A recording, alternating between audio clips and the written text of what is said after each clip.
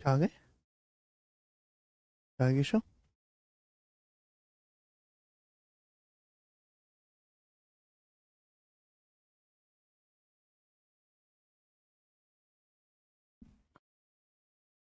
Hello दोस्तों, नमस्ते भाई, गुड इवनिंग। कैसे हैं आप सभी लोग? बच्चों कैसा महसूस कर रहे हैं? हाँ भाई साहब। बच्चों, क्या मैं आप सभी लोगों को लाइव दिखाई दे रहा हूं? सैटरडे संडे 2 दिन की छुट्टियों के बाद हमारी मुलाकात हो रही है।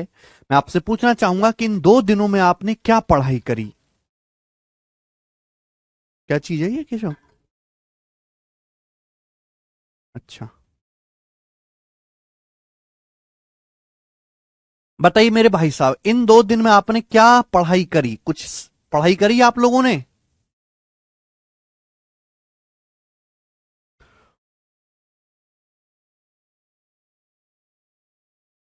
दिख रहे हैं?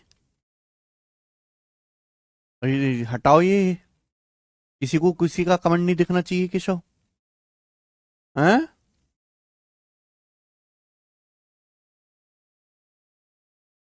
चलो, चले दोस्तों, हम लोग प्रतिशत पढ़ रहे हैं मेरे प्यारे भी। बहुत धीरे धीरे मैं आपको पढ़ा रहा हूं, बिल्कुल चौथी फेल मान के आप लोगों को, टाइप वाइज टाइप सीक्वेंस में। और आज की क्लास में मुझे एक बहुत ही अच्छा और बहुत इंपॉर्टेंट एक नया कंसेप्ट सिखाना है। उससे पहले मेरे दोस्तों, एक टाइप आपके सामने रहता है एरर वाला क्वेश्चन, ठीक है ना? 2 क्वेश्चन मैं आपको इस टाइप के कराऊंगा, 2 सवाल। चलिए जल्दी से कर लेते हैं, बेसिक सी बात है ये, तो करिए। पेपर में अक्सर सवाल आता है एक एरर वाला।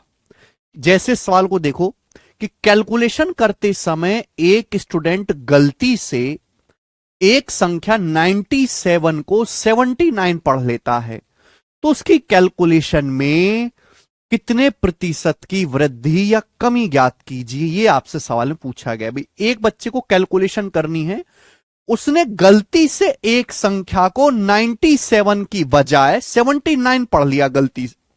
तो बताओ उसकी कैलकुलेशन में कितने परसेंट की वृद्धि हुई या कमी हुई।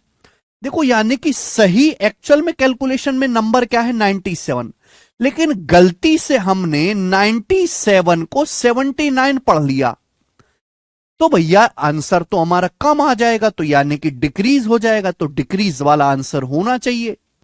अगर हमने 97 को 79 पढ़ लिया मेरे दोस्तों, तो कितने की कमी होगी? 70 में से 9 गया मेरे दोस्तों 8, और ये आ गया मेरे दोस्तों यहां पे 8 में 7 गया, एक 18, 18 की कमी हो गई बटे 97। परसेंटेज में कितना आएगा भाई? एक्चुअल में जो सही नंबर है वो 97 है, लेकिन हमने गलती से कितना पढ़ लिया? 79 पढ़ लिया, तो कितना कम पढ़ा मेरे दोस्तों? कितनी होगी गड़बड़ कैलकुलेशन में? 97 में से 79 घटाइएगा, तो मेरे दोस्तों 18 की कमी कर दी हमने परसेंटेज में, इंटू 100%। अब 1800 को अगर 97 से भाग दिया जाएगा, 1800 को 97 से, तो आप मुझे बताओ क्या आएगा? जल्दी से जवाब दीजिएगा। तो मेरे दोस्तों 18 तो नहीं आना चाहिए, 19 आना चाहिए। भाई 97 एकम 97, ये आपका बच भी जाएगा मेरे दोस्तों। कितना बच जाएगा? 830 बच जाएगा। 97 से कितनी बार जाएगा मेरे दोस्तों? ये 9 बार तो जाएगा। 9 72 9, और ये मेरे दोस्तों 97 से ये 9 बार जाएगा कि 9 9 81, 9 7 63, बिल्कुल सही। यानी कि अप्रोक्स ये आपका 9 बार जाएगा, तो लगभग 19% की कमी हो जाएगी, ठीक है ना? तो आंसर क्या है इस सवाल का? B option, 19% decrease. 18.5 से ज्यादा आएगा तो लगभग 19% आएगा। अच्छा, डिक्रीज वाला ये भी है ना? तो एग्जैक्ट दे रखा है इसने, तो एग्जैक्ट दे रखा है, डी ऑप्शन आएगा। एग्जैक्ट 18.5 से हल्का सा ज्यादा आएगा, एक ही ऑप्शन है, 18.55% डिक्रीज। इंक्रीज का मतलब होता है वृद्धि, डिक्रीज का मतलब होता है कमी। यहां पे एग्जैक्ट 18.55% आंसर दिया हुआ है, यही उत्तर हो जाएगा, ठीक है ना? अप्रोक्स नहीं निकालेंगे हम, एग्जैक्ट दिया हुआ है जब। ठीक है जी, कुछ भी प्रॉब्लम नहीं है, आसान से सवाल था ये। भाग देना है आपको और कुछ नहीं करना। एक और सवाल, एक और सवाल ऐसा ही बताओ। देखो ये थोड़ा सा इंटरेस्टिंग है, पेपर में बार बार आता है, ध्यान से सुनिएगा। यदि कोई स्टूडेंट किसी संख्या को 11/16 की बजाय 7/12 से गुणा करता है, तो उसके कैलकुलेशन में, उसके आंसर में कितने परसेंट की त्रुटि होगी, एरर होगी? भाई एक स्टूडेंट खाली बैठा था, तो उसके मास्टर ने कहा बेटे खाली बैठे बैठे कुछ काम हो नहीं रहा, तो एक काम कर, एक नंबर को 11/16 से गुणा कर दे। लेकिन 11/16 की बजाय लड़के ने उस संख्या को गुणा कर दी 7/12 से। तो भैया 11/16 की बजाय अगर हम 7/12 से गुणा कर देंगे किसी संख्या में, तो आंसर में तो गड़बड़ आएगी ना। पूछा कितने परसेंट की एरर आएगी। वैसे तो देखिए, जब हम बचपन में थे तो हम कैसे करते थे कि माना संख्या बराबर एक्स। अब हम बचपन में तो है नहीं, अब तो हम जवान हो गए, फिर थोड़े से समझदार हुए तो हमने करना शुरू कर दिया कि हम माना संख्या 100 है, एक्स मानने से सवाल सॉल्व तो जरूर होता है लेकिन कैलकुलेशन हो जाती है। 100 मानने से कैलकुलेशन थोड़ी कम होती है। लेकिन आज हम बहुत समझदार हैं ना, आज हम एक्स मान के सवालों को करते हैं ना 100 मान के करते हैं। जब कैलकुलेशन बहुत ही ज्यादा बढ़ रही हो तो हम सवालों को एलसीएम मान के सॉल्व करते हैं। आप संख्या को एक्स मत मानो। बोला है कोई स्टूडेंट किसी संख्या को 11/16 की बजाय 7/12 से गुणा कर देता है, यानी कि हमको गुणा करनी थी 11/16 से, गलती से हमने किससे गुणा करती 7/12 से। तो बेटे यहां बटे 16 भी आ रहा है, यहां बटे 12 भी आ रहा है, यहां बटे 16 भी आ रहा है, यहां बटे 12 भी आ रहा है। तो कैलकुलेशन को कम करने के लिए मेरे प्यारे भाई 16 और 12 दोनों से कटने वाला आसान सा नंबर कौन सा है? 48। तो मैंने मान लिया कि माना जो संख्या है वो 48 है। मैंने ये मान लिया कि माना संख्या 48 है, माना संख्या 48 है। तो बच्चे हम समझदार हुए तो हमें एक्स मान के नहीं करना सवाल, एक्स मानने को डाल दो चूल्हे में। मैंने संख्या को 48 मान लिया। क्लियर है? आप बोलोगे हाँ सर। तो 48 को किससे गुणा करनी थी? 11/16 से। आप बताओ 48 को 11/16 से गुणा करेंगे तो क्या आएगा? 16 × 48 33 आना चाहिए, यानी कि सही आंसर आना चाहिए मेरे दोस्तों 33। लेकिन बच्चे ने गलती से गुणा किससे कर दी? 48 में बच्चे ने गलती से 7/12 से गुणा कर दी। तो क्या आ गया भैया? 12 × 4 = 48, आंसर आ गया 28। क्या गलत आंसर कितना निकाल दिया? 28। सही आंसर 33 आना चाहिए था, लेकिन लड़के ने गलती से क्या आंसर निकाल दिया? 28। तो बताओ आंसर में कितने की कमी हो गई? 5 की कमी हो गई। 5/33। 5/33 परसेंटेज में कितना आएगा मेरे दोस्तों? इंटू 100%, इंटू 100%, यही आएगा। तो 500/33। क्लियर है? आप बोलोगे हाँ जी सर बिल्कुल सही। वैसे तो 1/33 जो होता है वो 3% होता है, तो 5/33 जो आएगा लगभग 15% आएगा। 15% से ज्यादा ही आएगा, हल्का सा। 15% से हल्का सा ज्यादा बी ऑप्शन। भाई मैं ये भी तो कह सकता हूं कि 1/33 क्या है? 1/33 का मतलब 100 से गुणा, लगभग 3% आएगा, अप्रोक्स 3%। 3% से ज्यादा ही होगा। तो 5/33 क्या आएगा? 15% से हल्का सा ज्यादा, बी ऑप्शन आंसर है। ठीक है? 16.66 कैसे आ जाएगा भाई? यार तुम कुछ भी बोलते हो।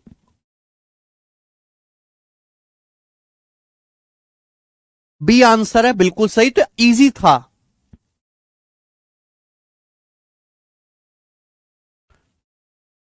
अब इससे सिंपल क्या होगा? और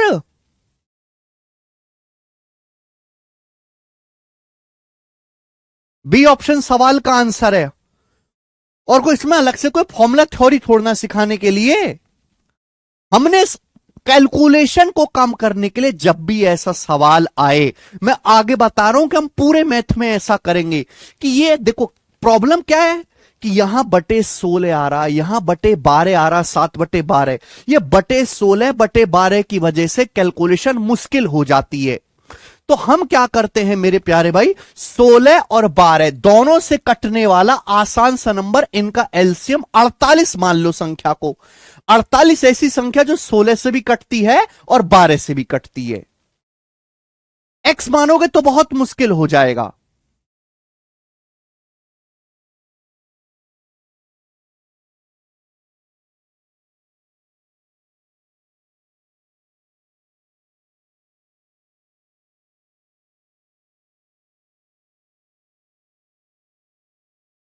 ठीक है? एलसीएम लेके इजी है।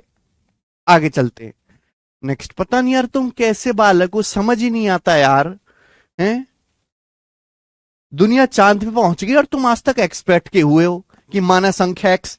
बेटा एक्स मानने वाले तो कब के मुर्दा बन चुके हैं कंपटीशन की दुनिया में, उनका कोई फ्यूचर नहीं है।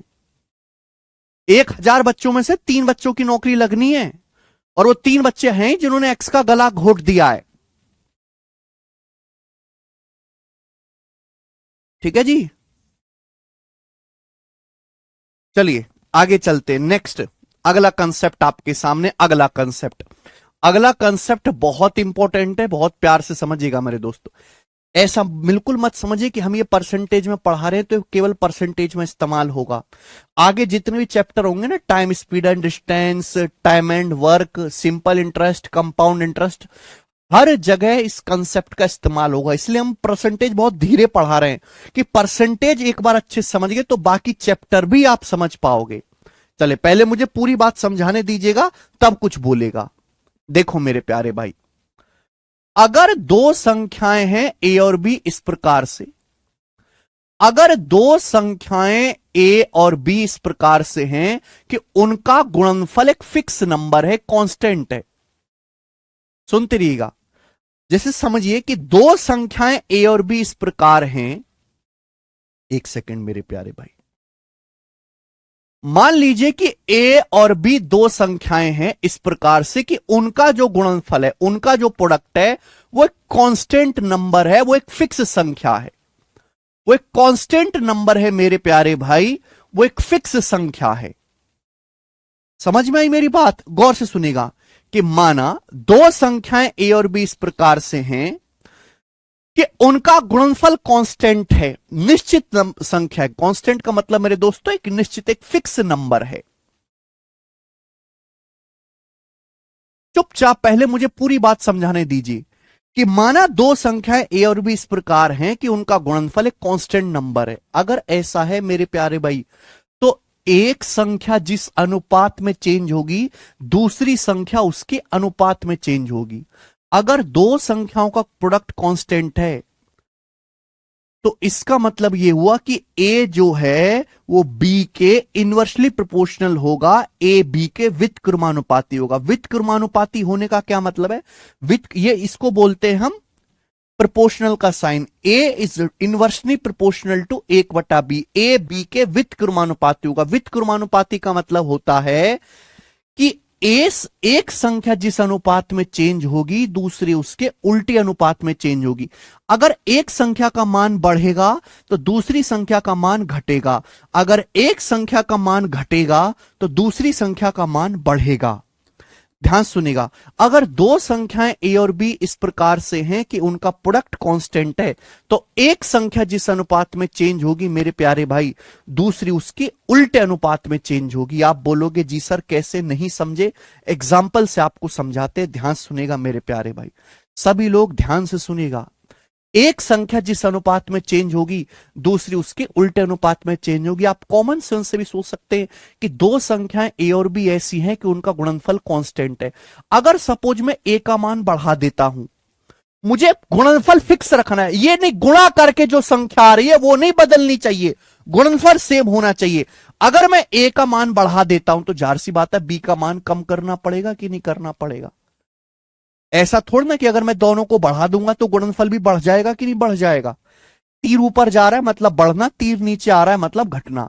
अगर मैं ए का मान घटा देता हूं तो जाहिर सी बात है बी का मान बढ़ाना पड़ेगा, तभी तो गुणनफल कांस्टेंट रहेगा। ऐसा नहीं हो सकता कि अगर मैं दोनों को घटा दूंगा तो गुणनफल भी कम हो जाएगा। क्लियर है? ध्यान सुनेगा मेरे प्यारे भाई, एग्जाम्पल से समझते हैं कि जैसे भाई ए एक संख्या है 5 और बी एक दूसरी संख्या है मेरे दोस्तों 7। आप मुझे बताओ 5 की 7 में गुणा करके कितना आएगा मेरे दोस्तों? 35 आएगा। 5 की 7 में गुणा करके कितना आएगा मेरे दोस्तों? 35 आएगा। आएगा कि नहीं आएगा? आप बोलोगे हाँ जी सर। दो संख्याएं ए और बी कांस्टेंट है, मैंने एग्जांपल के लिए लिखा कि ए का मान 5 है, बी का मान 7 है, तो 5 गुणा 7 क्या आएगा? 35। अब मुझे 35 से गुणनफल नहीं बदलना। गुणनफल 35 पहले भी था, गुणनफल आज भी 35 ही होना चाहिए। गुणनफल नहीं बदलना चाहिए, गुणनफल पहले भी 35 था, प्रोडक्ट आज भी 35 होना चाहिए। मैंने ए का मान 7 कर दिया, मैंने ए का मान 7 कर दिया। क्या कर दिया? ए का मान 7। एक बात समझाओ, तो आप मुझे बताओ बी का मान क्या होगा? अब बी का मान क्या होगा, जल्दी से जवाब दीजिएगा, बी का मान क्या होगा, फटाफट जल्दी से जवाब दीजिएगा, बी का मान क्या होगा, बी का मान क्या होगा, जल्दी से आप हमें बताएं। भाई मैंने ए का मान बढ़ा दिया, मैंने ए का मान 5 से 7 कर दिया, मैंने ए का मान बढ़ा दिया 5 से 7। आप मुझे बताओ, मुझे गुणनफल नहीं बदलना, बी का मान था 7, अब बताओ बी का मान क्या हो जाएगा, बी का मान क्या होगा 5, बी का मान क्या हो जाएगा 5, बी का मान क्या होगा 5। क्लियर है, आप बोलोगे हां जी सर बिल्कुल सही। यानी कि अगर एक संख्या का मान बढ़ा है, एक संख्या का मान मेरे दोस्तों बढ़ा है, तो दूसरी संख्या का मान मेरे प्यारे भाई यहां क्या हुआ है, घटा है। एक संख्या का मान बढ़ा है तो दूसरी संख्या का मान घटा है। और अगर आप यहां से और ज्यादा गौर से ऑब्जर्व करो, एक संख्या जिस अनुपात में चेंज हुई है, दूसरी संख्या उसके उल्टे अनुपात में चेंज हुई है मेरे प्यारे भाई। दो संख्याएं थी ए और बी, उनका गुणनफल कांस्टेंट है, गुणनफल पहले भी 35 था, गुणनफल आज भी 35 है। ए का मान मेरे दोस्तों पहले 5 था, मैंने ए का मान 5 से 7 कर दिया, तो आप मुझे बताओ बी का मान किस अनुपात में चेंज हुआ है, जल्दी से जवाब दीजिएगा, बी का मान किस अनुपात में चेंज हुआ है। तो आप कहोगे सर बी का मान 7 से, बी का मान अगर पहले 7 था तो 7 से घट के 5 हो गया, बी का मान 7 से घट के 5 हो गया। बोलो बात क्लियर है, आप बोलोगे हां जी सर बात क्लियर है। तो यही कंसेप्ट है मेरे दोस्तों कि अगर दो संख्याओं का प्रोडक्ट कांस्टेंट है, दो संख्याओं का गुणनफल फिक्स है मेरे प्यारे भाई, दो संख्याओं का प्रोडक्ट कांस्टेंट है, एक संख्या जिस अनुपात में चेंज होगी दूसरी संख्या उसके उल्टे अनुपात में चेंज होगी। अगर हम एक संख्या को बढ़ाएंगे तो दूसरी संख्या को हमें ऑटोमेटिक घटाना होगा, किसमें, उल्टे अनुपात में। दो संख्याओं का गुणनफल तभी कांस्टेंट रहेगा जब एक संख्या को जिस अनुपात में बदलें दूसरी संख्या को उसके उल्टे अनुपात में बदलना पड़ेगा। समझ में आई बात, आप बोलोगे हां जी सर बात तो समझ में आएगी। बहुत छोटा सा एग्जांपल है और इसी को टेक्निकल भाषा में हम कहते हैं इनवर्सली प्रोपोर्शनल। अगर दो संख्याओं का प्रोडक्ट कांस्टेंट है मेरे प्यारे भाई, तो ए बी के व्युत्क्रमानुपाती होगा, व्युत्क्रमानुपाती, ए बी के व्युत्क्रमानुपाती होगा मेरे प्यारे भाई। क्या, ये जो साइन लगा हुआ है इसको बोलते हैं व्युत्क्रमानुपाती। ए बी के व्युत्क्रमानुपाती होगा।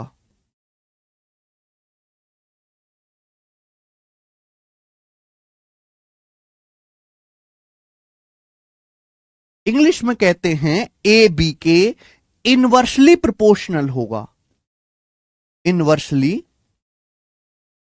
प्रोपोर्शनल होगा।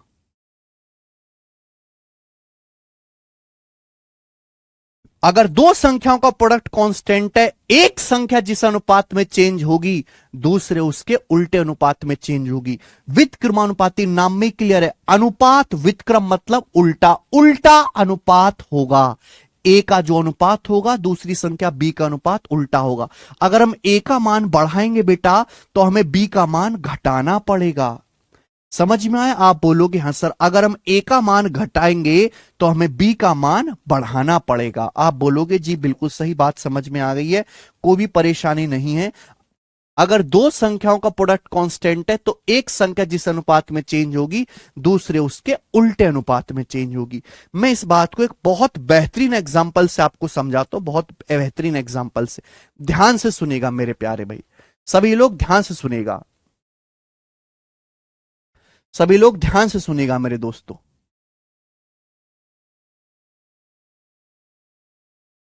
जी, प्राइस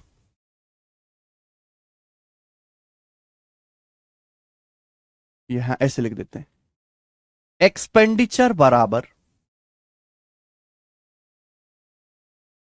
एक्सपेंडिचर बराबर प्राइस गुणा कंजम्पशन। मेरी थोड़ी तबीयत ठीक नहीं है भाई तो ज्यादा परेशान ना करो। एक्सपेंडिचर बराबर प्राइस गुणा कंजम्पशन, और जो मैं सिखा रहा हूं ना यही बेसिक होता है मेरे दोस्तों। हिंदी में अगर कहें एक्सपेंडिचर को हम हिंदी में कहते हैं खर्चा, खर्चा बराबर कीमत गुणा उपभोग। खर्चा बराबर प्राइस मतलब कीमत गुणा खपत। खर्चा बराबर कीमत गुणा खपत। एक्सपेंडिचर बराबर प्राइस गुणा कंजम्पशन। खर्चा बराबर कीमत गुणा खपत। खर्चा बराबर कीमत गुणा खपत। आप बोलोगे हाँ जी सर बिल्कुल सही बात समझ में आई। खर्चा बराबर कीमत गुणा खपत। ये बात तो हर कोई जानता है, नहीं जानते तो मैं और इसको एग्जाम्पल समझाता हूं।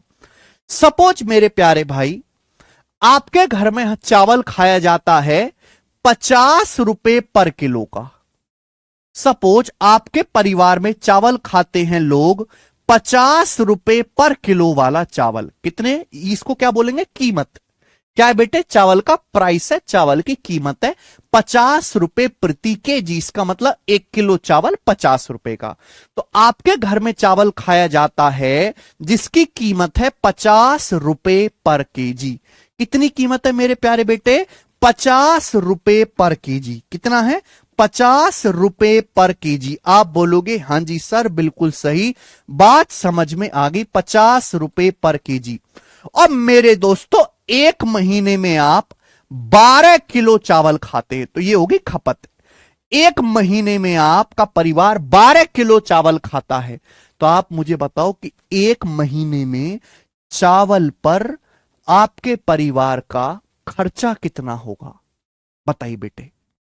सपोज आपका परिवार चावल खाता है 50 रुपए प्रति किलो वाला, 1 किलो चावल की कीमत है 50 रुपए, और आपका परिवार एक महीने में 12 किलो चावल की खपत करता है, मतलब 12 किलो चावल खाता है। तो आप मुझे बताओ एक महीने में परिवार का चावल पे खर्चा कितना होगा। बेटा 1 किलो चावल अगर 50 रुपए का है तो 12 किलो चावल कितने का होगा, 12 किलो चावल होगा बेटे 600 रुपए का। 12 किलो चावल कितना आएगा, 600 रुपए का। तो परिवार का चावल पे जो खुद कुल खर्चा है वो कितने का होगा, 600 रुपए का। 50 गुणा 12 600 रुपए। तो आ गया ना, खर्चा बराबर कीमत गुणा खपत। सभी को साफ साफ दिखाई दे रहा है, सभी को साफ साफ दिखाई दे रहा। खर्चा बराबर कीमत गुणा खपत। बोलो, आप बोलोगे हाँ जी सर। सरकार बदली, नई सरकार आई, सरकार बदल गई मेरे प्यारे भाई। अब सरकार बदल गई, नई सरकार आई, नई सरकार आई तो महंगाई भी बढ़ गई, महंगाई भी हो गई मेरे दोस्तों। अब चावल का दाम हो गया 60 रुपए पर केजी। चावल, वही चावल जो पहले 50 रुपए पर किलो मिल रहा था, वही चावल का प्राइस अब 60 रुपए पर किलो हो गया मेरे प्यारे भाई। चावल का प्राइस कितना हो गया, 60 रुपए पर किलो। तो आप मुझे बताओ चावल का जो प्राइस है, चावल का जो प्राइस है वो पहले कितना था, 50 रुपए पर केजी। चावल का प्राइस 50 से बढ़ के अब कितना हो गया, 60 रुपए पर किलो। घर वाले बोले भूखे रह लेंगे भूखे, लेकिन हम अपना खर्चा नहीं बढ़ाएंगे। हमारी तनख्वाह नहीं बढ़ी, हम अपना खर्चा नहीं बढ़ाएंगे, खर्चे का बजट फिक्स है। हम पहले भी चावल पे 600 रुपए खर्च करते थे, हम आज भी चावल पे 600 रुपए खर्च करेंगे। घर वालों ने निर्णय लिया कि हम चावल पे अपना खर्चा कतई नहीं बढ़ाने वाले, भूखे रह लेंगे, कम चावल खा लेंगे मेरे दोस्तों, लेकिन वोट उनको ही देंगे। समझ में आया?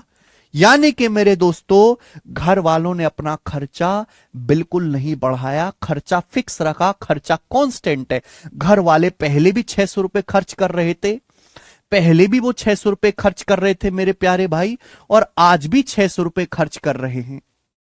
खर्चा नहीं बदला उन लोगों ने।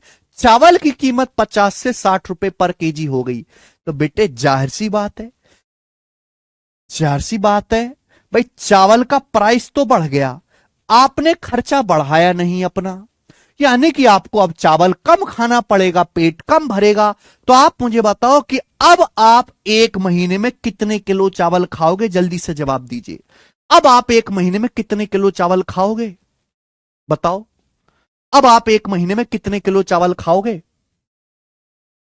जल्दी से बताओ। ये देसी एग्जाम्पल है बेटे, इनसे हर आदमी रिलेट करता है, हर आदमी को समझ में आता है। ठीक है भाई, हर आदमी को समझ में आता है। ये क्या था बेटे, ये टेक्निकल बातें थी। जैसे इसमें साइंस साइड से जो पढ़ा है, जिसकी स्कूलिंग अच्छी है, बीटेक बीएससी किया है, वो इन बातों को एक बार में पकड़ लेगा। मुझे उसके लिए बहस करवाने की जरूरत नहीं है। लेकिन जो आर्ट वाले, कॉमर्स वाले, जो बालक गणित में कमजोर है, उनके लिए मैं ऐसे देसी एग्जाम्पल लेता हूं जिससे कमजोर कमजोर बालक भी समझ पाए। लेकिन क्या है बेटे, वो कमजोर के साथ साथ उनमें पेशेंस, धीरज की भी कमी होती है। वो पूरी बात सुनते नहीं है, पहले चिल्लाने लगते हैं। अगर आप धीरज रख के सारी बातों को सुने तो सही वक्त पे आपको सारी बात समझ में आएगी। ठीक है ना, क्लियर है? जाहिर सी बात, अभी खर्चा तो बढ़ा है नहीं मेरे प्यारे में, खर्चा कांस्टेंट है। वही का एग्जाम्पल बनेंगे ना, दो संख्याओं का प्रोडक्ट, खर्चा कांस्टेंट है, खर्चा फिक्स है, खर्चा बढ़ा है नहीं आपने। तो बताओ, चावल आप खपत कम करोगे, अब चावल का कितना खाया जाएगा मेरे दोस्तों एक महीने में? तो आप कहोगे सर 600 रुपए खर्चा, 1 किलो चावल 60 रुपए का, तो 600/60 यानी कि 600 को 60 से भाग देंगे 10 किलो। अब आप एक महीने में केवल 10 किलो चावल ही खा पाओगे। बात समझ में आ गई कि यहां तक किसी बच्चे को कोई परेशानी? एक महीने में 10 किलो चावल भी खा पाओगे। क्लियर है? आप बोलोगे हाँ जी सर। तो यहां मेरे दोस्तों गौर से देखें, चावल का प्राइस बढ़ गया, चावल का प्राइस मेरे दोस्तों बढ़ गया मेरे प्यारे भाई, लेकिन आपने अपना खर्चा नहीं बढ़ाया। तो चावल की खपत मेरे दोस्तों आपको कम करनी होगी, भूखे पेट से होना पड़ेगा, कम खाना पड़ेगा। आप बोलोगे हाँ सर। चावल का प्राइस 50 रुपए से बढ़ के 60 रुपए पर केजी हो गया। तो चावल का प्राइस बढ़ा कितना मेरे दोस्तों? अगर चावल का प्राइस पहले 5 था, रेशियो ले लेंगे ना, 0 से 0 कट गया, चावल का प्राइस अगर 5 था तो 5 से बढ़ के 6 हो गया। तो चावल का प्राइस बढ़ा कितना है? चावल का प्राइस अगर पहले 5 था तो 5 से 6 होके कितना हो गया? 1 बढ़ गया। 1/5 होता है 20%, यानी कि चावल का दाम 20% बढ़ा है मेरे प्यारे भाई। अगर मैं परसेंटेज में कहूं, चावल का प्राइस 50 रुपए पर केजी था, तो चावल का प्राइस 50 से 60 रुपए पर केजी हो गया। चावल का दाम 20% बढ़ गया। कितना बढ़ गया मेरे दोस्तों? 20% बढ़ गया। तो आप मुझे बताओ, चावल की खपत कितने परसेंट कम हो गई? चावल की खपत कितनी कम होगी? जल्दी से जवाब दीजिएगा भाई। चावल का दाम तो 50 से 60 हो गया, 20% बढ़ गया। 5 था पहले, 5 से बढ़ के 6 हो गया, 1 बढ़ा। चावल की खपत, चावल आप पहले खा रहे थे एक महीने में 12 किलो, अब आप एक महीने में मेरे दोस्तों 10 किलो ही चावल खा पाओगे। अनुपात कितना आएगा? 12 से जब मैं 10 काटूंगा, 2 से कट जाएगा, 2 छिक्का 12, 2 पंजे 10। देखो आ गया कि नहीं आ गया मेरे प्यारे भाई? यही तो मैंने आपको समझाया कि अगर दो संख्याओं का गुणनफल फिक्स है, देखो यहां खर्चा जैसे फिक्स है, अगर दो संख्याओं का गुणनफल फिक्स है, एक संख्या जिस अनुपात में चेंज होगी, एक संख्या जिस अनुपात में चेंज होगी, दूसरी उसकी उल्टी अनुपात में चेंज होगी। गौर से देखो, चावल का प्राइस 5 से बढ़ के 6 हो गया, दिख रहा है? चावल का प्राइस किस अनुपात में चेंज हुआ? 5 से 6 हो गया। अगर गौर से देखा जाए तो चावल की जो खपत है उल्टे अनुपात में चेंज हुई है। प्राइस 5 से 6 हो गया, खपत उल्टा अनुपात 6 से 5 चेंज हुई है मेरे दोस्तों। दिखाई दे रहा है? दिखाई दे रहा? उल्टा अनुपात दिख रहा है कि नहीं? इसलिए कहा गया है कि अगर दो संख्याओं का गुणनफल फिक्स है, कांस्टेंट नंबर है, तो दोनों संख्याएं व्युत्क्रमानुपाती होगी। एक संख्या जिस अनुपात में बदलेगी, दूसरी संख्या उसके उल्टे अनुपात में बदलेगी। इसलिए कहा गया है मेरे प्यारे भाई, चावल का प्राइस 50 से 60 हो गया, अनुपात लिया तो चावल का प्राइस 5 से 6, 20% बढ़ गया। खपत पहले 12 किलो थी चावल पे, आप खपत 10 किलो हो गई। खपत 2 से काट लेंगे, अनुपात 6:5, यानी कि खपत 6 से 5 हो गई मेरे प्यारे भाई। तो यानी कि चावल की खपत अगर पहले 6 थी तो 6 से 5 होगी, तो कितना घट गई? 1 घट गई भाई। पहले 6 थी, 6 से अब 5 होगी, 1 घट गई। और 1/6 कितना होता है? 1/6 होता है 16 सही 2/3%। आप बोलोगे हाँ जी सर, बिल्कुल सही। यानी कि मेरे प्यारे बच्चों, में कह सकता हूं कि चावल का दाम अगर 20% बढ़ा तो आपने चावल की खपत को 16 सही 2/3% कम कर दिया। समझ में आया? अगर आप चावल का दाम 20% बढ़ाते हो तो आपको अपनी खपत 16 सही 2/3% कम करनी पड़ेगी, जिससे आपका खर्चा सेम रहेगा, खर्चे में कोई बदलाव नहीं आएगा। जितना खर्चा पहले था आज भी उतना ही खर्चा होगा। ठीक है मेरे प्यारे भाई? अगर चावल का प्राइस 20% बढ़ जाता है तो हमें चावल की खपत को 16 सही 2/3% कम करना पड़ेगा। इससे चावल का खर्चा सेम जितना पहले था आज भी उतना ही रहेगा मेरे प्यारे भाई। मुझे लगता है हर एक बच्चे को बात आसानी से समझ में आ गई है। हाँ जी स्टूडेंट, अगर आपको ये बात समझ में आई है तो कमेंट में यस लिख दो। अब इससे देसी एग्जांपल लेके, इससे सिंपल एग्जांपल, हाँ 16.66 भी लिख सकते हैं। आदित्य कुमार 16 सही 2/3 को ही 16.66 भी कहते हैं। ठीक है ना। अगर आपको समझ में आया तो कमेंट में यस लिख देंगे मेरे प्यारे भाइयों। ठीक है ओके।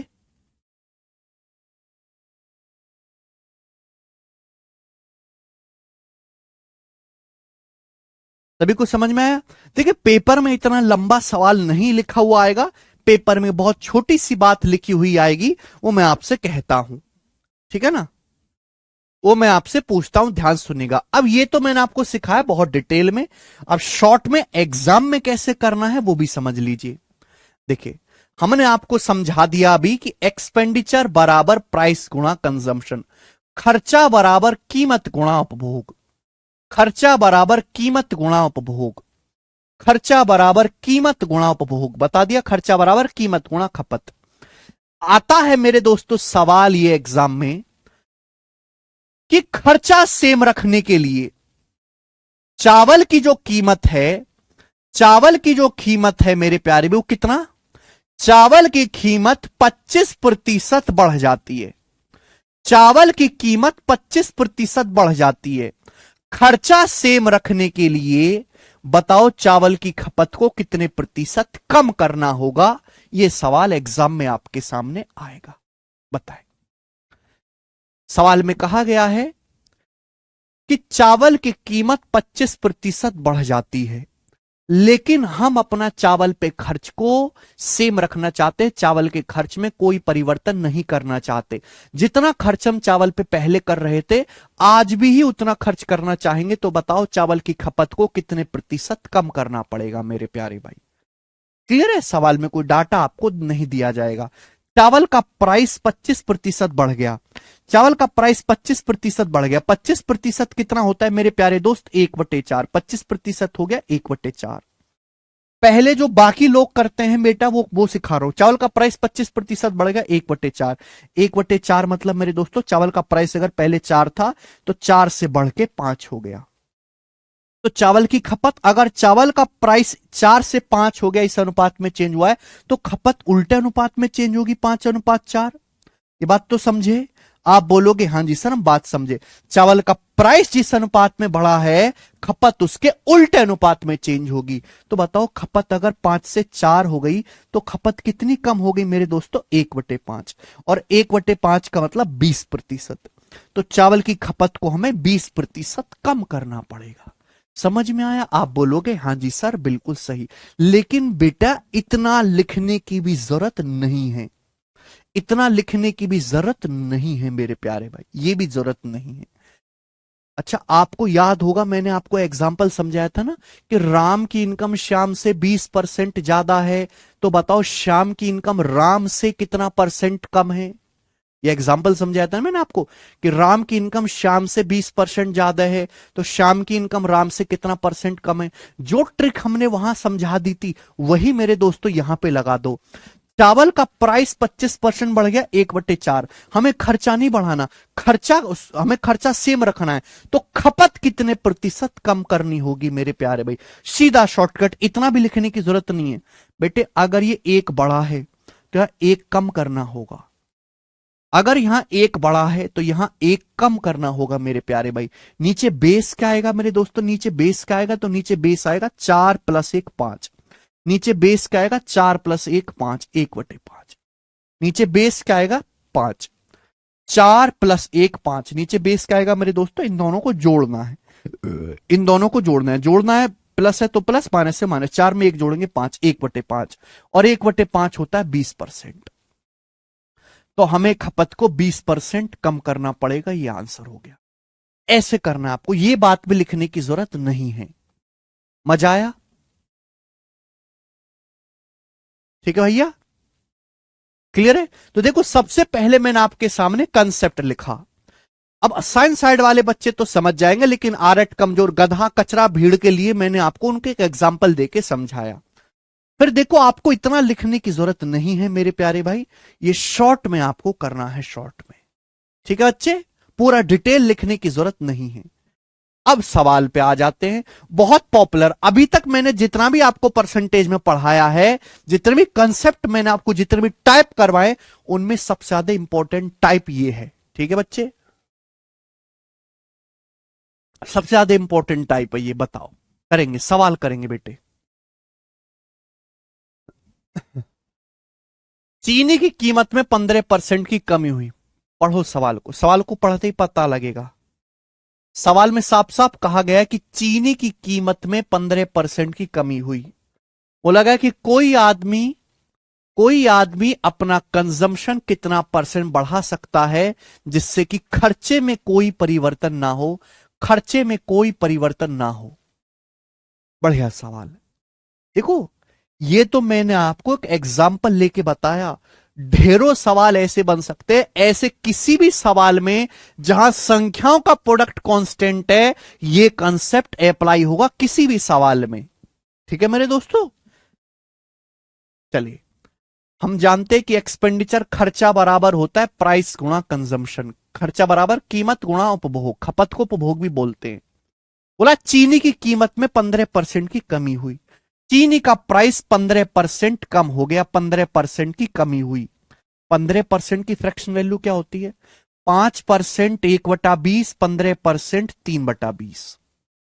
हमें खर्चा सेम रखना है, तो बताओ कंजम्पशन में कितने परसेंट की कम वृद्धि करनी होगी? कंजम्पशन कितना परसेंट बढ़ाना चाहिए कि खर्चा सेम रहे? खर्चा सेम रहे, खर्चा जितना पहले था आज भी खर्चा उतना ही रखना है।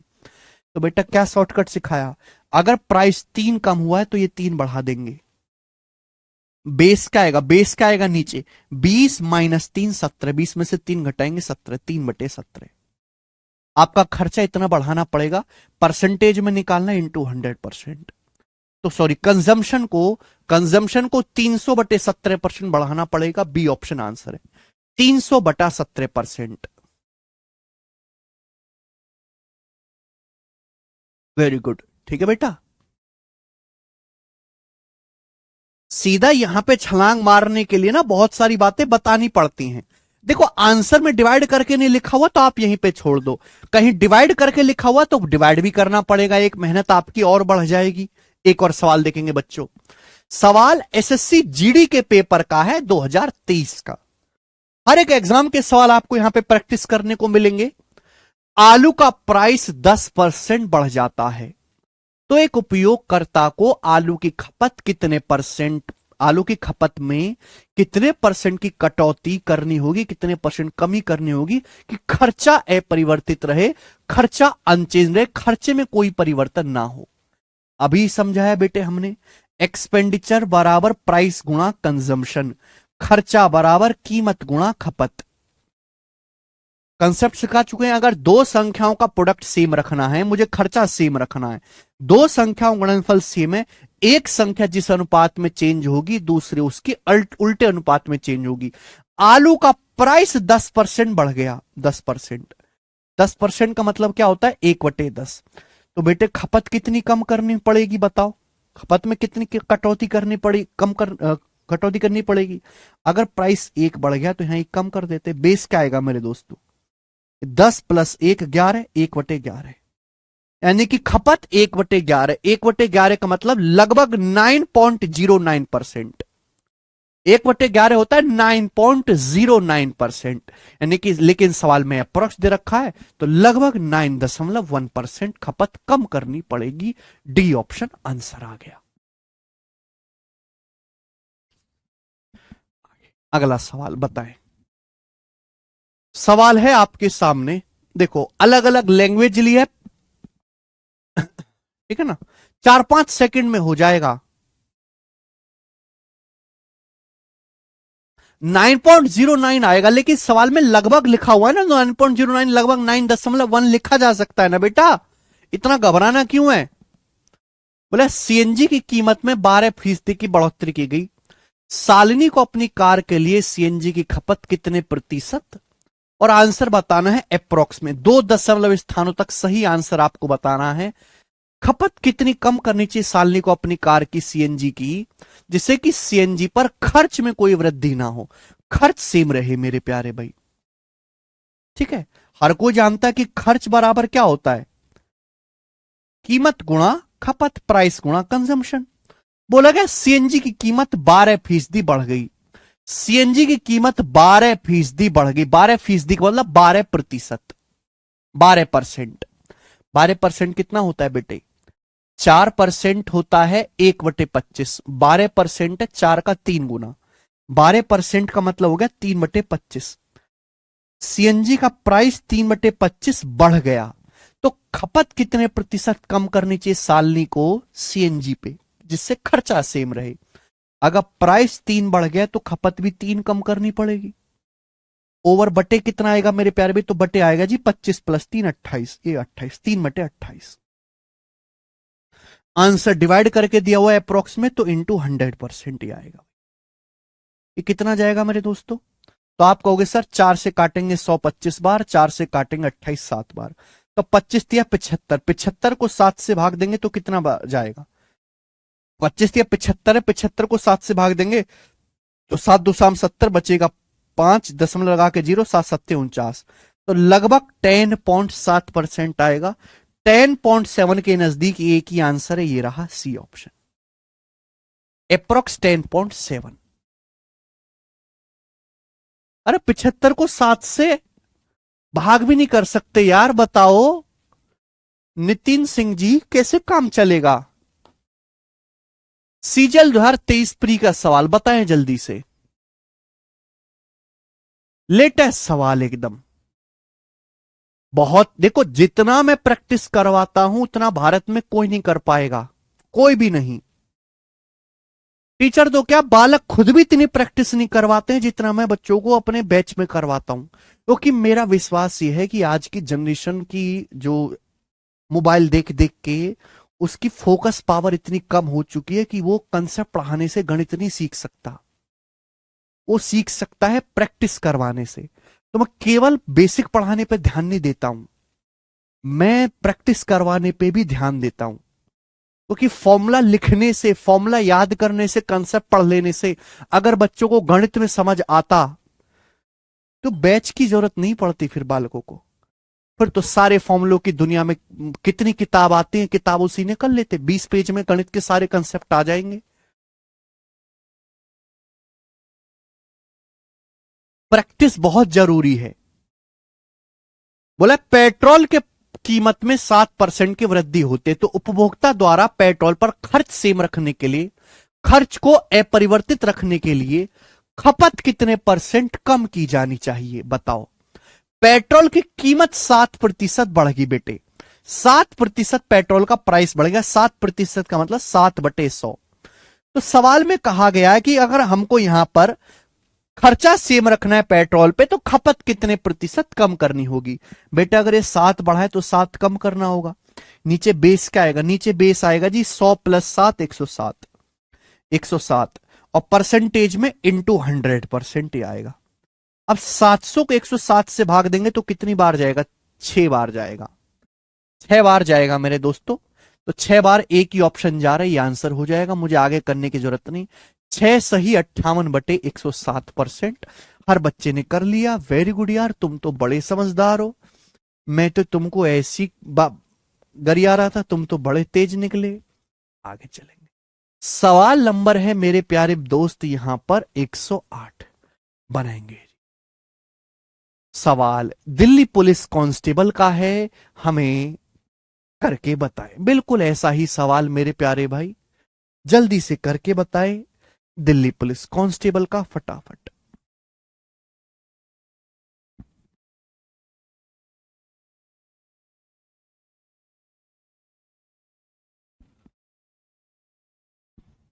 मुस्कान कह रहे सर आज तक कोई पंजाब से सीजल निकाला है, बहुत कम। हाँ यार, ये तो बड़े क्रिएटिव बात उठाई आपने। पंजाब से हमारे पास बहुत कम बालक आए हैं, आए हैं। सीजीएल नहीं निकाले हैं, बहुत कम पंजाब से निकाले हैं। ऐसा क्यों भाई? वैसे तो साउथ से भी बहुत कम लोग सीजीएल निकालते हैं, इसलिए क्योंकि साउथ से ये सब सरकारी नौकरी के झंझट में पड़ते ही नहीं है लोग, बहुत कम। वहां पे थोड़ा आईटी सेक्टर का जुनून ज्यादा है, वो डिप्लोमा विप्लोमा करके सब कोडिंग फोडिंग में लग जाता है बालक वहां का। लेकिन पंजाब में तो कोई ऐसी खास सुविधा है नहीं,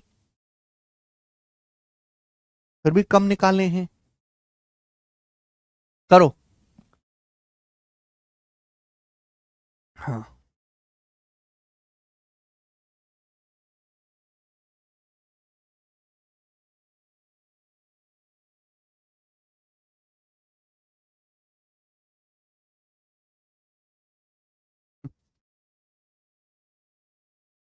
ए ऑप्शन। अरे वाह, तुम तो बड़े सही हो बच्चे, ए ऑप्शन सब बच्चे आंसर बता रहे। 18.03%। वेरी गुड भाइयों, वेरी गुड। सभी को मैं 2-2 रुपए पेटीएम करूंगा जो सही बता रहे हैं यहाँ पे। ठीक है, मैं लगा देता हूं टीम को काम पे, वो सबको 2 रुपए करेगी पेटीएम। आगे चलेंगे। सवाल नंबर है मेरे प्यारे भाई आपके सामने यहां पर 109 करेंगे जी। सेम कंसेप्ट पे सवाल है।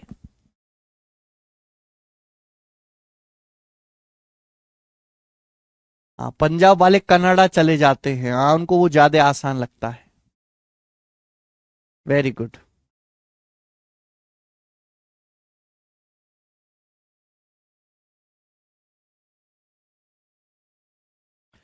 मध्य प्रदेश से तो बहुत बच्चे निकालते हैं भाई। अगला सवाल करो। ये बहुत अच्छा सवाल है मेरे प्यारे भाई, लेटेस्ट आया था पेपर में, बोला है a person increases his consumption of sugar bye 42.84% because the price of sugar is reduce by X%। एक आदमी अपनी चीनी की खपत 42.84% बढ़ा देता है। चीनी ज्यादा खानी शुरू कर दी आदमी ने, खपत बढ़ा दी, क्यों? क्योंकि चीनी सस्ती हो गई, चीनी का प्राइस X% कम हो गया। बताओ एक्स का मान क्या है? Expenditure remains constant, expenditure constant रहता है। आप जानते कि एक्सपेंडिचर खर्चा बराबर कीमत गुणा खपत। अब मेरे दोस्तों यहां पे खर्चा सेम है, खर्चा नहीं बदला मेरे दोस्तों। एक आदमी ने चीनी का मेरे दोस्तों खपत बढ़ा दी, एक आदमी ने चीनी की अपनी खपत बढ़ा दी कितनी? 42.84%। अब आप मुझे बताओ कि 42.84% होता क्या है? भाई 1/7 होता है 14.28%, 1/7 14.28%। ये 14.28% का 3 गुना है 3/7, यानी कि आदमी ने कंजम्पशन 3/7 बढ़ा दिया। तो बताओ प्राइस, उसकी कीमत, चीनी की कीमत कितने परसेंट कम हुई है? खर्चा सेम है। अगर बेटा 3 बढ़ा है तो 3 ही कम होगा, आप बोलोगे हाँ जी सर बिल्कुल सही। नीचे बेस क्या आएगा? नीचे बेस आएगा 7×3=10। 1/10 होता है 10%, 3/10 होता है 30%। तो चीनी की कीमत 30% कम हुई है। आंसर है सी ऑप्शन। सी ऑप्शन सवाल का आंसर है। बहुत बढ़िया,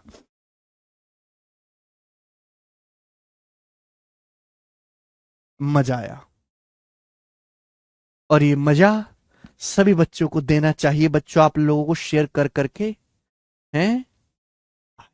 सवाल नंबर 110, बहुत बढ़िया मेरे प्यार में जीडी का सवाल।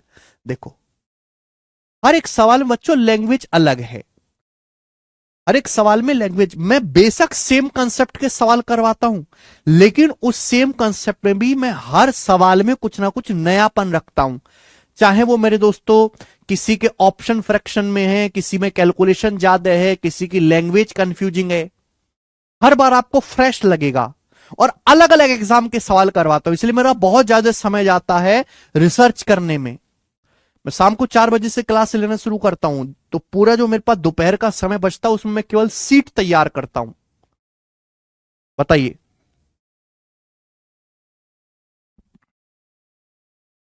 शेयर नहीं होता इसमें रे आशु सिंह, वो सवाल शेयर नहीं। बच्चों को ज्यादा से ज्यादा बताना है, नए लड़कों को कैरविल एप्लीकेशन से जुड़ के पढ़ो, जीरो टू हीरो बैच में ये वाला शेयर। ये ना कि तुमने वीडियो का लिंक देने लगो।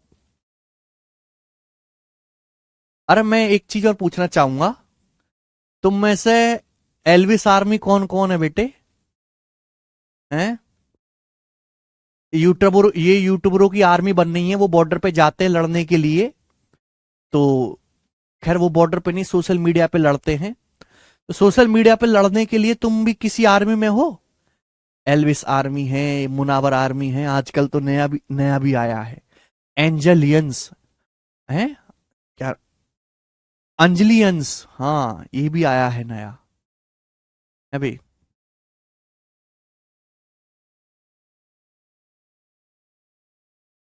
तो तुम में से भी कोई छपरी आर्मी में है?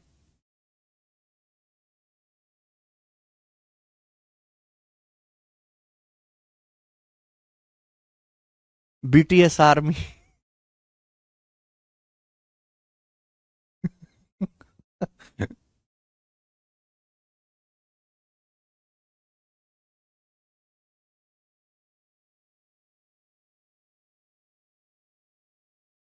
मेरी एक बात गौर से सुनना, learn from everyone but follow no one, समझे? Learn from everyone but follow no one, किसी को फॉलो नहीं करना। समझ में आया? चलिए, पेट्रोल की कीमत 95 से 110 रुपए पर लीटर हो जाती है, तो रवि द्वारा पेट्रोल की खपत में कितने परसेंट कमी करनी चाहिए कि खर्चा सेम उतना ही बना रहे, खर्चा सेम उतना ही बना रहे?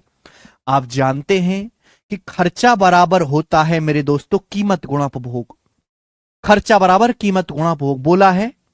पेट्रोल का प्राइस इस बार परसेंटेज में नहीं दिया, डाटा बोला है कि पेट्रोल का प्राइस पहले 95 था, 95 रुपए पर लीटर से 110 रुपए पर लीटर हो गया। पेट्रोल का प्राइस 95 से 110 रुपए पर लीटर हो गया, तो पेट्रोल का प्राइस किस अनुपात में चेंज हुआ मेरे दोस्तों? 5 से काटेंगे, 19 से 20, ये 5 से कट रहा है, पेट्रोल का प्राइस 19 से 20 हो गया मेरे प्यारे भाई। तो पेट्रोल पे जो आदमी की खपत है वो तो उल्टे अनुपात, सॉरी 19 से 22, 5 से 95 19 बार जाएगा, 110 22 बार जाएगा, पेट्रोल का प्राइस 19 से 22 हो गया। तो पेट्रोल पर जो आदमी की खपत है वो उल्टे अनुपात, रिवर्स अनुपात में चेंज होनी चाहिए कि नहीं? 22:19। पेट्रोल पर जो खपत है मेरे दोस्तों वो उल्टे अनुपात में चेंज होनी चाहिए, तभी तो खर्चा सेम उतना ही बना रहेगा। तो पेट्रोल पे जो खपत है वो 22 से मेरे दोस्तों 19 हो जाएगी। आप बोलोगे हां जी सर बिल्कुल सही, 22 से 19 हो जाएगी, तो कितनी कम हो जाएगी मेरे दोस्तों खपत? 3, 3/22। आप बोलोगे हां जी सर बिल्कुल सही। 1/22 क्या होता है? मैंने आपको बताया कि 1/22 जो होता है 4.54% होता है अप्रोक्स। 1/22 होता है 4.54%, 3 गुना है, तो 4.5 गुना 3 13.5, तो 13.5 से हल्का सा ज्यादा आएगा, 13.5 से हल्का सा ज्यादा आएगा, लेकिन 14 से कम रहेगा भाई। इसकी जब गुणा करेंगे 14 से तो कम ही रहेगा। तो एक ही ऑप्शन है मेरे दोस्तों, डी ऑप्शन इस सवाल का आंसर है, लगभग 13.64%। ठीक है भाई, बात आई समझ में? एक बात बताओ, इन लोगों की आर्मी करती क्या है भाई? ये जो है बनी हुई है आर्मी, इसमें इतने तो गारंटी से हूं कह सकता हूं कि इनकी आर्मी में सब बेरोजगार लोग होंगे। काम धंधे वालों को इतना टाइम है ही नहीं कि किसी और के लिए लड़ाई करे, जो शायद उससे कभी जिंदगी में मिले भी ना। हम्म 13.64% के आसपास आएगा। बढ़िया जी, आगे चलते हैं। बस मुझे भी एक आर्मी बनानी है ऐसी। कौन कौन आएगा मेरी आर्मी में? एक और सवाल बच्चों ऐसा ही करके बताएं। मैं भी बना रहा हूं बेटे एक आर्मी। नाम रखूंगा मैं जहरीली आर्मी, नाम रखूंगा भाई मैं तो। कैसा लगा?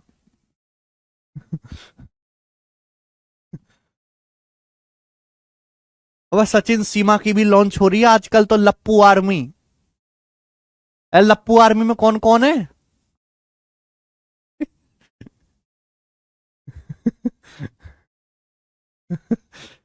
चीफ, चीफ की पोस्ट खाली है भाई हमारी आर्मी में, बताओ कौन लेगा चीफ वाली पोस्ट?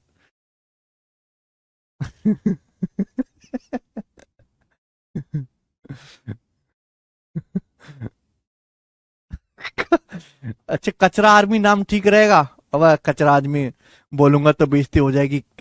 पता किसी से सोशल मीडिया पे लड़ाई चल रही है, डिबेट, मैं कहूँ अभी लेकर आ रहा हूँ अपनी कचरा आर्मी को, वो वहीं हंसन लगेगा, आ गई आ गए, तो या तो बेइज्जती हो जाएगी। कचरा आर्मी नहीं रखेंगे भाई। सैलरी कितनी होगी? भाई जितनी ये देते हैं उससे तो थोड़ी कमी दूंगा मैं। 2 पैसा दूंगा भाई, 2 पैसा पर कमेंट।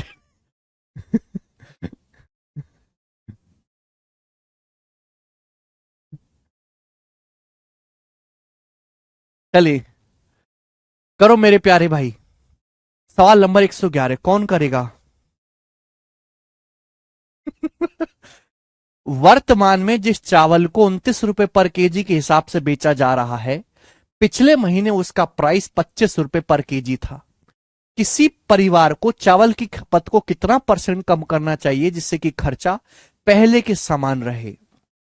देखो मेरे दोस्तों, आप जानते हैं कि एक्सपेंडिचर बराबर प्राइस गुणा कंजम्पशन, खर्चा बराबर कीमत गुणा उपभोग। सवाल में बोला गया कि प्रेजेंट में जिस चावल का प्राइस 29 रुपए पर किलो है, पिछले महीने उसका प्राइस 25 रुपए पर किलो था। मतलब चावल का प्राइस पिछले महीने 25 रुपए पर केजी था, अब प्राइस 25 से 29 हो गया, तो प्राइस इस अनुपात में चेंज हुआ, तो कंजम्पशन तो उल्टे अनुपात में चेंज होगा ना। खर्चा सेम रखना है, खर्चा सेम रखना है, तो खपत उल्टे अनुपात में चेंज हुई होगी 29 से 25। तो बताओ खपत कितनी कम करनी पड़ेगी मेरे प्यारे दोस्तों? खपत कितनी कम करनी पड़ेगी? 4। 29 से 25 4 कम करना पड़ेगा, 4/29। परसेंटेज में कितना आएगा? इंटू 100%। तो 400/29% खपत कम करनी होगी। कितना आएगा बेटे ये? अब देखो यहां डिबेट का विषय है कि 13, ये अप्रोक्स में बताना, निकटतम पूर्णांक तक। जब मैं 400 को 29 से भाग दूंगा तो 29 एकम 29, सॉरी, 400 को 29 से भाग दूंगा तो 29 एकम 29, अब चल जा वे, 29 एकम 29 मेरे दोस्तों, बचेगा मेरे दोस्तों यहां पर 11। तो 29 तिया 87, 87 के बाद जो है मेरे प्यारे भी कितना बच जाएगा? 13 और 10 23 बच जाएगा। फिर 29 सत्ते 203, फिर 7 0, तो 29 दूनी 58, ये आएगा लगभग 13.72%। तो आंसर जो आया वो 13.72 आया है। अगर आंसर 13.5 से, मैंने आपको बताया था कि अगर आपको नियरेस्ट इंटीजर में आंसर बताना है, ये 13.5 से बड़ा आया है। जब ये 13.5 से बड़ा आया है तो हम इसके जो नियरेस्ट इंटीजर है वो 13 नहीं लेंगे, 13 गलत हो जाएगा, 14% लेंगे मेरे दोस्तों, 14%। अगर 13.5 से बड़ा आया है तो हम 14% लेंगे बेटे अप्रोक्स। अगर 13.5 से कम आता तो हम 13% लेते। बात आई समझ में? ये मैंने पहले भी बता दिया है, ये लगभग 14% के करीब आएगा। ठीक है जी। Bigg Boss is a platform to find biggest छपरी ऑफ इंडिया। अरे बिग बॉस करवाने वाला भी छपरी ही है। चलो आगे चलते हैं मेरे प्यार भी। सवाल है आपके सामने, कर लोगे ना? 112 नंबर सवाल बताओ। ठीक है ना? करे मेरे दोस्त, इस सवाल को देखो। अब इस सवाल में मेरे प्यारे बच्चे परसेंटेज में ना पूछ के एग्जैक्ट वैल्यू पूछ गई है।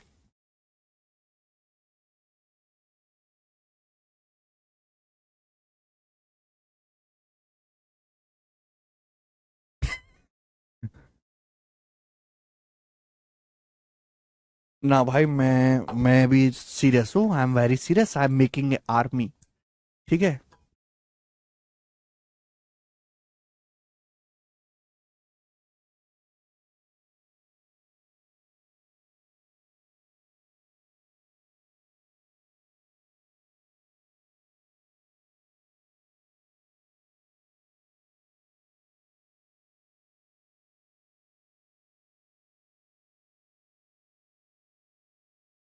चलिए, कौन करेगा बच्चों सवाल? ठीक है। जैसे जैसे हम आगे बढ़ रहे हैं वैसे वैसे लैंग्वेज को भी ट्विस्ट करते जा रहे हैं, ठीक है ना। चावल की कीमत में 35% की गिरावट आती है, ज्ञात करें उतने ही रुपए में चावल की कितनी अतिरिक्त मात्रा खरीदी जा सकती है जो पहले 104 किलो चावल खरीदने के लिए पर्याप्त थी। बहुत बढ़िया। चावल का प्राइस 35% कम हो जाता है, जाहिर सी बात है 35% प्राइस कम हो गया, चावल सस्ता हो गया। तो आपसे पूछा कितनी एक्स्ट्रा क्वांटिटी चावल खरीदा जा सकता है उसी पैसे से, सेम उतने ही पैसे से जिस पैसे से पहले 104 किलोग्राम चावल आ रहा था। तो मेरे प्यार भी आपने खर्चा नहीं बदला, जितना पैसा पहले आप खर्च कर रहे थे उतना पैसा हम आज भी खर्च कर रहे हैं। आप बोलोगे हाँ जी सर बिल्कुल सही। देखो हम लोग ये बात जानते हैं कि खर्चा बराबर कीमत गुणा उपभोग। हम खर्चा नहीं बदल रहे, जितना खर्चा पहले कर रहे थे आज भी उतना ही खर्चा करेंगे, खर्चा सेम रख रहे हैं। चावल की प्राइस 35% कम हो गई। 35% का मतलब होता है 5% 1/20, 35% 7/20। चावल का प्राइस मेरे दोस्तों 35% कम हो गया 7/20, यानी कि प्राइस अगर पहले 20 था तो 20 से 7 कम होकर 13 हो गया। अगर प्राइस 20 से मेरे दोस्तों 13 हो गया तो कंजम्पशन खपत किस अनुपात में चेंज हुई है? तो आप कहोगे सर 13:20, उल्टे अनुपात में खपत चेंज हुई है। यानी कि अगर पहले मेरे प्यारे भाई 13 यूनिट चावल हम खरीद रहे थे तो हम 20 यूनिट चावल खरीद सकते हैं। अब अगर पहले हम 13 यूनिट चावल ले पा रहे थे उतने पैसे में जितना खर्चा करके, सेम उतना ही खर्चा करके अब हमको 20 यूनिट चावल एक्स्ट्रा, 20 यूनिट चावल मिलेगा। तो कितना चावल एक्स्ट्रा मिलेगा मेरे प्यारे भाई? 7 यूनिट चावल हम एक्स्ट्रा खरीद सकते हैं। आपसे यही वैल्यू पूछी है, 7 यूनिट की वैल्यू।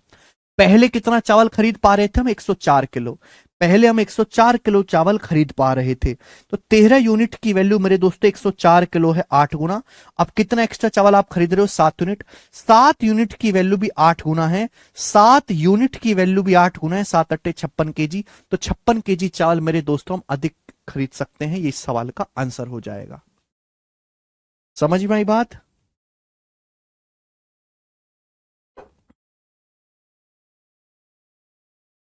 कर पाओगे बेटा? नेक्स्ट आगे चलते हैं मेरे प्यारे बच्चे। सवाल नंबर है यहां पे, ये तो 112 था, हम लोग लेंगे सवाल नंबर 113। करके बताएं। सवाल सीटसल के टीयर 1 के पेपर में आया है 2022 में। आपसे बिल्कुल लेटेस्ट सवाल पूछ रहा हूं, बनाओ। बोला एक वस्तु के प्राइस में 25% की कमी हो जाती है, इसलिए खर्चे को समान रखने के लिए परिवार ने उस वस्तु की खपत में 20 किलोग्राम की वृद्धि की। खपत में 20 किलोग्राम की वृद्धि की। पूछा है परिवार की पहले खपत कितनी थी? परिवार की पहले खपत कितनी थी आपसे पूछा गया है। ठीक है मेरे प्यारे भाई, बेसिक सी बात है मेरे प्यारे भाई। ठीक है भाई, एक वस्तु का प्राइस 25% कम हो जाता है। प्राइस 25% कम हो गया, 25% मतलब 1/4। एक वस्तु का प्राइस 25% कम हो गया, 25% मतलब 1/4। प्राइस अगर 4 था तो 4 से 3 हो गया। भाई प्राइस कम हो गया जबकि हमको खर्चा समान रखना है, खर्चा समान रखना है तो खपत हम बढ़ा सकते हैं। प्राइस अगर 25% कम हो गया 4 से 3, तो खपत उल्टे अनुपात में चेंज हो जाएगी 3 से 4। बोला है खर्चा सेम करने के लिए आदमी ने खपत 20 किलोग्राम बढ़ा दी। यानी कि खपत अगर पहले 3 थी तो खपत अब 3 से 4 होगी। आदमी ने खपत कितनी बढ़ा दी? 1 यूनिट। सवाल के अकॉर्डिंग खपत बढ़ाई कितनी गई है? 20 किलोग्राम। तो 1 यूनिट की वैल्यू 20 किलोग्राम है। सवाल में पूछा गया परिवार की पहले खपत कितनी थी, तो पहले खपत थी 3 यूनिट। तो 3 यूनिट की वैल्यू क्या आएगी? अगर एक की वैल्यू 20 है तो 3 की वैल्यू आएगी 3 गुणा 20, 60 किलोग्राम। तो 60 किलोग्राम परिवार की पहले खपत थी। आंसर है पहला ऑप्शन। आपसे भी पूछ सकता है कि बताओ अब परिवार की नई खपत कितनी? तो नई खपत आपसे पूछा होता बाद की खपत, तो 4 यूनिट की वैल्यू निकालते 80 केजी। कर पाओगे बेटे? ये सेम कंसेप्ट पे सवाल है, बस यहां परसेंटेज में ना पूछ के एग्जैक्ट वैल्यू पूछ ली गई है। बिल्कुल टाइप वाइज टाइप मैंने सीक्वेंस में लगाया है। देखो इतना इंपॉर्टेंट टाइप है, मैं ज्यादा सवाल करवा रहा हूं। ठीक है ना? अब जैसे पिछला ही टाइप था, इसे पहला टाइप था, मैंने आपको दो ही सवाल कराए, किसकी इज्जत दो सवाल लायक की है, ठीक है ना भाई। जितनी जिसकी इज्जत हो उसको उतना समय देना पड़ता है, ठीक है ना। बस छपरियों को ज्यादा समय मिल रहा आजकल, ये गलत बात है, दुख है मुझे इसके लिए। आगे चलेंगे। सवाल नंबर है बेटे 114, करके बताएं इसका क्या आंसर है। 114 नंबर प्रश्न बनाएं।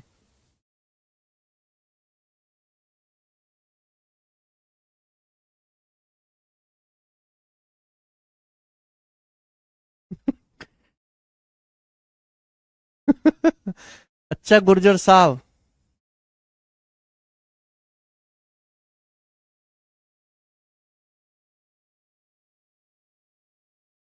अच्छा Bhajan Lal ji. X is inversely proportional to Y, X Y के व्युत्क्रमानुपाती है। यदि एक्स को 37.5% बढ़ाया जाता है तो वाई के मान में कितने प्रतिशत का परिवर्तन होगा। एक्स वाई के व्युत्क्रमानुपाती, व्युत्क्रमानुपाती का मतलब मेरे दोस्तों ये हो गया, एक्स वाई के व्युत्क्रमानुपाती है, यानी कि मेरे दोस्तों एक्स और वाई का प्रोडक्ट कांस्टेंट है। एक्स वाई के व्युत्क्रमानुपाती है, मैं इस बात को ऐसे भी लिख सकता हूं कि एक्स और वाई का गुणनफल कांस्टेंट है। एक संख्या एक्स जिस अनुपात में चेंज होगी वाई उसके उल्टे अनुपात में चेंज होगी मेरे प्यारे भाई। टेक्निकल लैंग्वेज यहां पे लिखी है।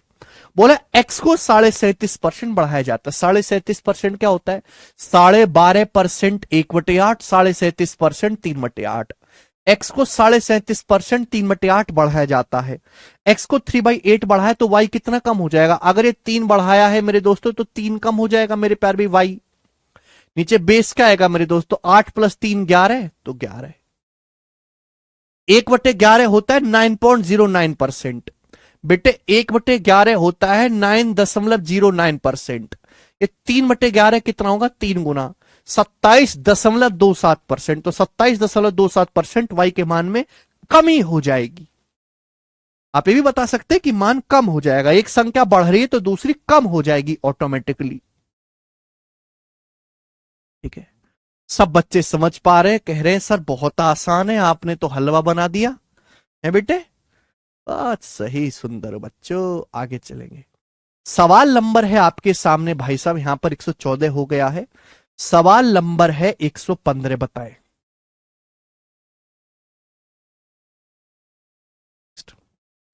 ये सवाल एमटीएस 2020 के पेपर में आया था, एमटीएस 2020 के पेपर में।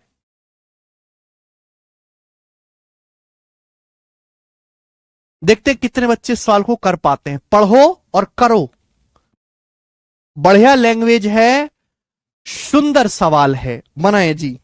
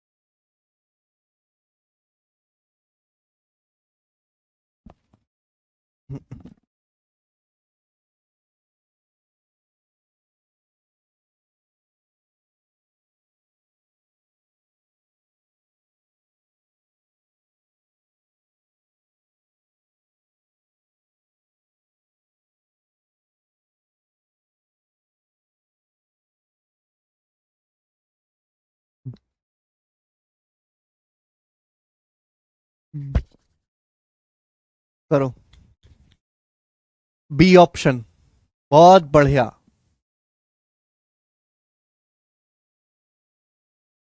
कुछ संकट के कारण राज्य ए से कुछ लोग राज्य बी में चले गए और दूसरे राज्य की जनसंख्या 19.96% बढ़ गई। हालांकि बाद में सभी लोग अपने राज्य ए में लौट पाए। फिर राज्य बी की जनसंख्या में कितने परसेंट की कमी आई? देखो सवाल के ऑप्शंस काफी ज्यादा दूर दूर है। एग्जामिनर जानबूझ के ऐसा डाटा देता है जिससे कि बच्चे इसकी परसेंटेज देख के भाग जाएं, वो कैलकुलेशन में लग जाएंगे, जबकि करनी नहीं है। लगभग देखो ना, ये जानबूझ के किया है एग्जामिनर ने ऐसा। 19.96 लगभग 20% ही तो होता है। ये 20 के तो बहुत नजदीक है। 20% होता है 1/5।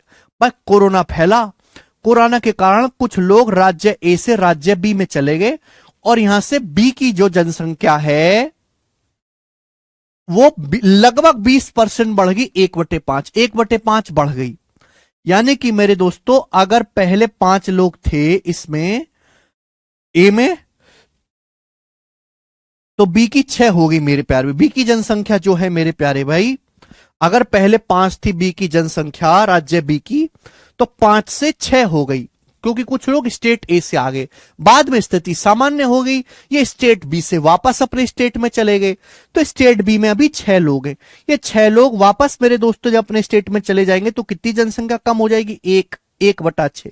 और 1/6 होता है लगभग 16.66। 16.66 के नजदीक बी ऑप्शन है। ठीक है ना? तो हमको इसलिए मैं ये सवाल लिया हूं कि ये सवाल आपको अगर आप एग्जैक्ट करने लगोगे तो कभी नहीं कर पाओगे। ऑप्शंस काफी दूर दूर है, ये सवाल बनाया ही गया है अप्रोक्स कैलकुलेशन के लिए। ठीक है बेटे? आप बोलोगे सर बिल्कुल सही। ठीक है, एग्जामिनर आपको जबरदस्ती कंफ्यूज करना चाहता है मेरे दोस्तों, आप होना नहीं। आगे चलेंगे, नेक्स्ट अगला सवाल। सवाल नंबर बेटा 116 बोला है, due to fall in man power the production in a company decreases by 35%। By what percent should the working hours be increase to restore the original production? बहुत बढ़िया सवाल है मेरे प्यार भी, जीडी के पेपर का सवाल है। अब आप कहोगे सर इसका फॉर्मूला या तो आपने बताया नहीं। बेटे हर चीज का फॉर्मूला बताया नहीं जाता, कुछ कॉमन सेंस भी होता है आदमी को, कि तुम समाज में रहते हो, आदमी हो मेरे प्यारे भाई। Due to fall in man power the production of company decreases by 35%। By what percent should the working hours be increase to restore the original production? देखो मेरे दोस्तों, कंपनी में जो सामान बनता है, जो कंपनी में प्रोडक्शन होता है, जो कंपनी में उत्पादन होता है, वो 2 चीजों पे निर्भर करता है मेरे दोस्तों।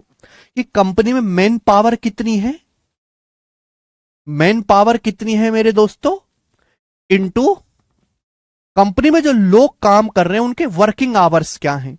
ये बात कोई समझाने वाली नहीं है मेरे प्यार भी, कॉमन सेंस है मेरे प्यार भी। ठीक है, हिंदी में अगर कहें कि भाई कंपनी, जैसे खिलौना बनाने वाले कोई कंपनी है, खिलौना बनाने वाली, ठीक है बेटा। अब कंपनी में जितने ज्यादा आदमी होंगे उतना ज्यादा प्रोडक्शन होगा। इसको बोलते हैं डायरेक्टली प्रोपोर्शनल। जब ये साइन लगा हुआ है, अगर ये वाला साइन है, ये वाला sine, A is directly proportional to B. A 1/, नहीं है, यहां पे 1/, नहीं है, डायरेक्टली प्रोपोर्शनल टू बी का मतलब ये है कि ए जिस अनुपात में चेंज होगा बी उसी अनुपात में चेंज होगा। अगर आप ए को दुगना करोगे बी भी दुगना हो जाएगा, ए 5 गुना करोगे बी 5 गुना हो जाएगा, ए को आधा करोगे बी आधा हो जाएगा, ए को 25% करोगे बी भी 25% हो जाएगा।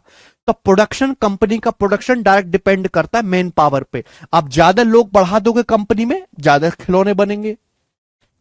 आप लोगों से ज्यादा घंटे काम करवाओगे, 8 घंटे के बजाय लोगों से 10 घंटे काम करवाओगे, ज्यादा घंटे काम कराओगे, कंपनी में ज्यादा प्रोडक्शन होगा। समझ में आई ना बात? तो ये बात खुद से सोच सकते हैं कि प्रोडक्शन सीधा निर्भर करता है मैन पावर पे, वर्किंग आवर्स पे। इतनी बात यहां तक क्लियर है। आगे क्या बोला गया है कि भाई मैन पावर कम हो जाती है, उसकी वजह से प्रोडक्शन 35% कम हो गया।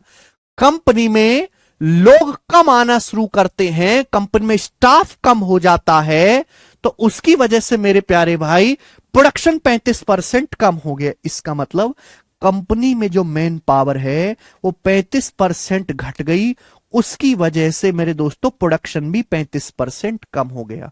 तो बोला है लोगों के वर्किंग आवर्स कितने बढ़ाने चाहिए जिससे कि प्रोडक्शन सेम रहे, प्रोडक्शन ओरिजिनल प्रोडक्शन सेम रहे मेरे प्यारे भाई। तो मैन पावर 35% कम हो गई। 35% कितना होता है? 5%, 1/20, 35%, 7/20। मैन पावर 7/20 कम होगी तो वर्किंग आवर्स कितने बढ़ाने पड़ेंगे? अगर ये 7 कम हुआ है तो 7 बढ़ाना पड़ेगा। नीचे बेस क्या आएगा मेरे दोस्तों? 20, 7, 27, 7/27। वर्किंग आवर्स बढ़ाने पड़ेंगे, ज्यादा देर तक काम करना पड़ेगा। जाहिर सी बात है लोग कम हो जाएंगे तो बचे लोगों से ज्यादा टाइम तक काम करवाना पड़ेगा। 700/27, 700/27 कितना आएगा मेरे प्यार भी? 700 को 27 से भाग देंगे तो लगभग 27 दूनी 54 बचेगा मेरे दोस्तों। 27 दूनी 54 के बाद यहां पे 16 बचेगा, तो 27 छिक्का 100, सॉरी नीचे 13 आएगा, सॉरी सॉरी सॉरी 13 आएगा, सॉरी नीचे ना ये 7 कम हुआ तो 7 बढ़ेगा, नीचे 20 माइनस 7 13 आएगा, सॉरी 700/13। तो 700/13 कितना आएगा? 13 पंजे 65, 65 के बाद 5 जीरो, 13 चौका 52, लगभग 54%। 54% से हल्का सा कम, 54 से हल्का सा कम, ये वाला आंसर है 53.85, 53.85%। ठीक है जी। नेक्स्ट नेक्स्ट और अगला सवाल बेटे आपके सामने है। यहां पर सवाल नंबर है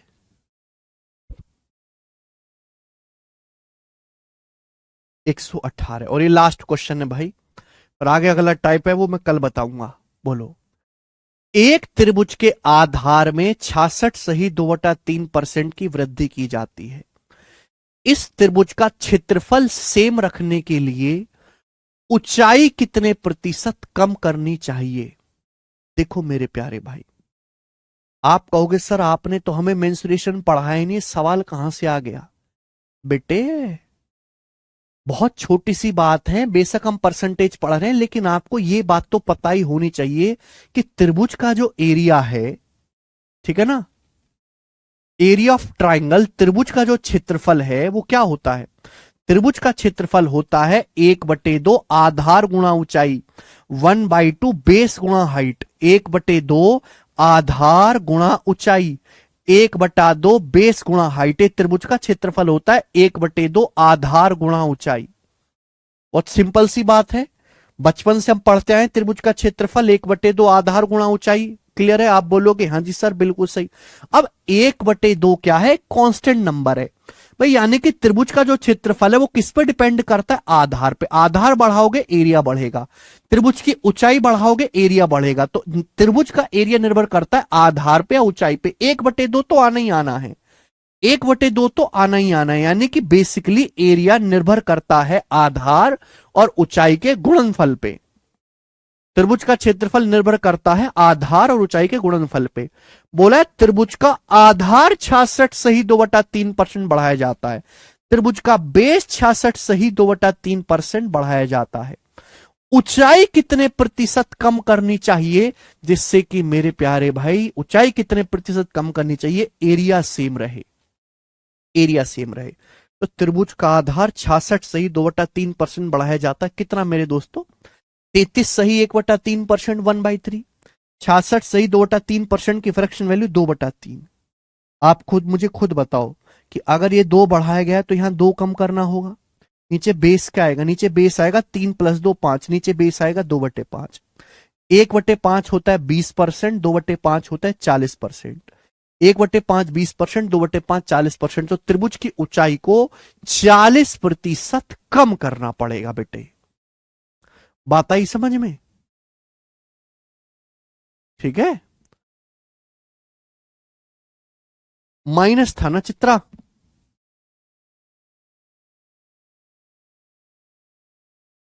ओके, चलिए वेरी गुड। आज की क्लास को मेरे दोस्तों हम यहीं पे छोड़ते हैं, इसके आगे जो है हम कल करवाएंगे अगला टाइप।